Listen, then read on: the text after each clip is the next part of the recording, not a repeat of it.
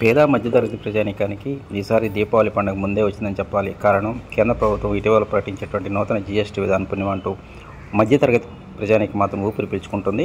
అత్యవసరమైనటువంటి సేవలతో పాటు నిత్యావసర వస్తువుల మీద ఉన్నటువంటి ట్యాక్స్ను భారీ స్థాయిలో తగ్గించింది. గతంలో ఉన్నటువంటి 4 రకాలైనటువంటి జీఎస్టీని 2 రకాలుగా కుదించింది. అంటే ఇక్కడి నుంచి 5-18% జీఎస్టీ మాత్రమే అమల్లో ఉంటుంది.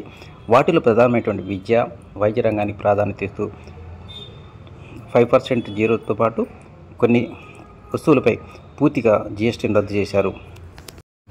పాల ఉత్పత్తులతో పాటు విద్యకు సంబంధించి పెన్సిళ్ళు, పుస్తకాలు, మ్యాప్ లాంటి వాటిపై పూర్తిగా జీఎస్టీని రద్దు చేశారు. అదేవిధంగా 33 రకాల అత్యవసర మందులపై పూర్తి స్థాయిలో జీఎస్టీని రద్దు చేశారు.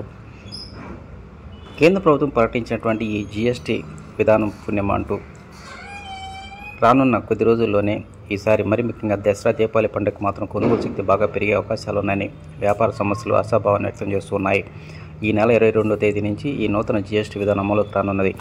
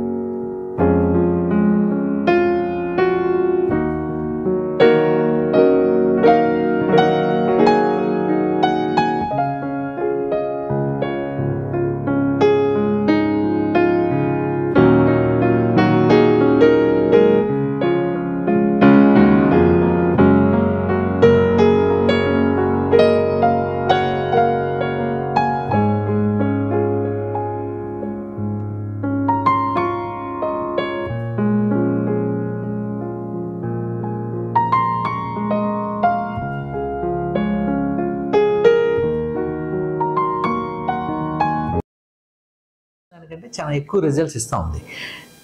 ఎవ్రీ మంత్ టు మంత్ పెరుగుతూ ఉందన్నమాట ఎవ్రీ ఇయర్.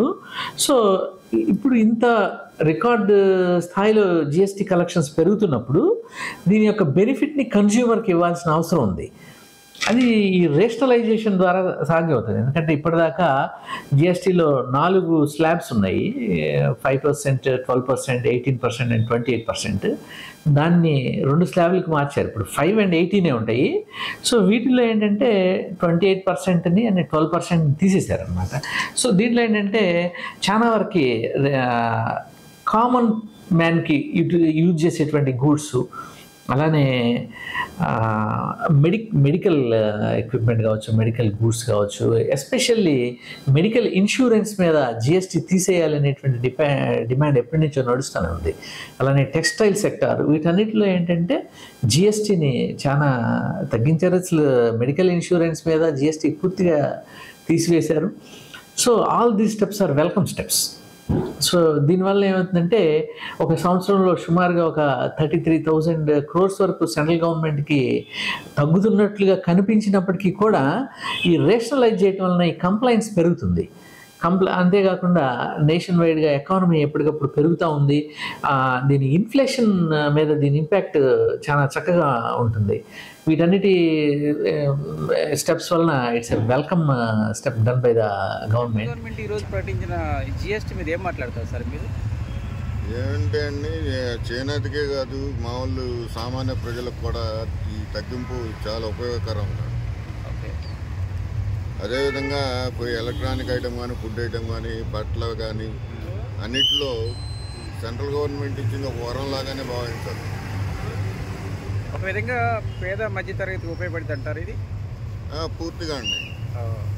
మధ్యతరగతికి, పేద వర్గాలకి ఇంకా చాలా ఉపయోగం, 100% ఉపయోగపడుతుంది. అంటే ప్రధానమంత్రి గారు ఇది ఒక విధంగా మేము దీపావళి కానుక అయిపోతున్నామని చెప్పేసి అన్నారు కదా, నిజంగానే అలానే ఉంటుందంటారు ఇది? 100% అండి.